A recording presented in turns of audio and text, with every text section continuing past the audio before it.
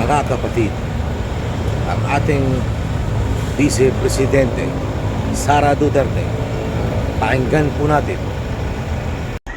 Yung kaguluhan sa Senado ay nagsasalamin ng leadership ng administrasyon. Yung kaguluhan at kawalang direksyon ng ating bansa ay nagsasalamin ng kung ano yung klase ng leadership meron ang nakaupo sa palasyo at ng ating administrasyon. Dahil lahat naman ng tao nagre-recognize sila ng kung ano yung direksyon ng isang leader. Pero kapag wala yung direksyon, wala yung vision, ay nagkakanya-kanya talaga ang mga tao. Yan yung nakikita natin hindi lang sa Senado, but sa buong bansa. Narinig nyo?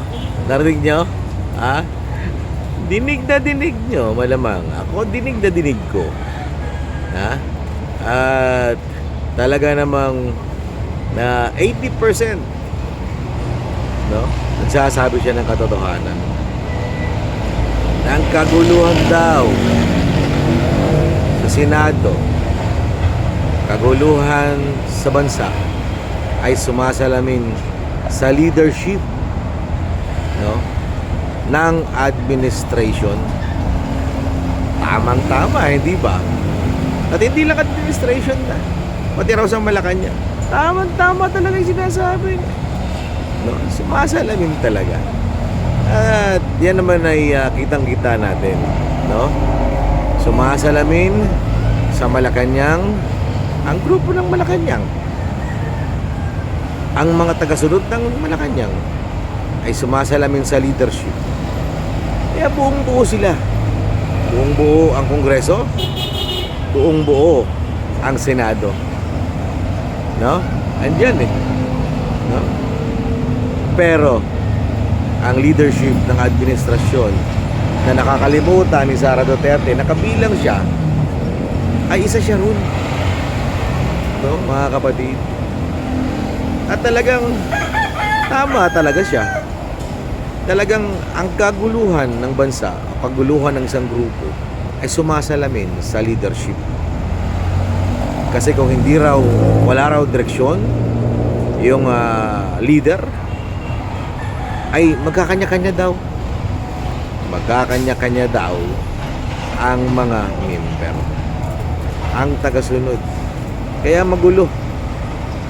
At tamang-tama ito sa kanyang halimbawa para sa kanya. Tignan mo, kahit mga vloggers niya, nagkanya-kanya na. Tama siya, di ba? Yung mga vloggers niya, nagkanya-kanya na. Naglipatan na kay BBM yung iba na natili sa kanya, at yung iba ngayon ay parang susuko na.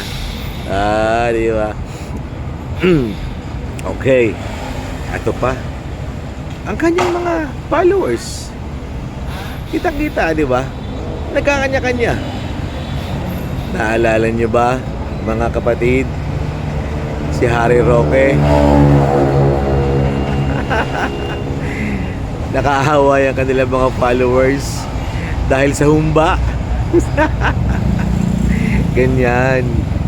Ganyan sumasalamin ang iyong mga tagasunod dahil ikaw, VP Sara Duterte, ay wala sa direksyon.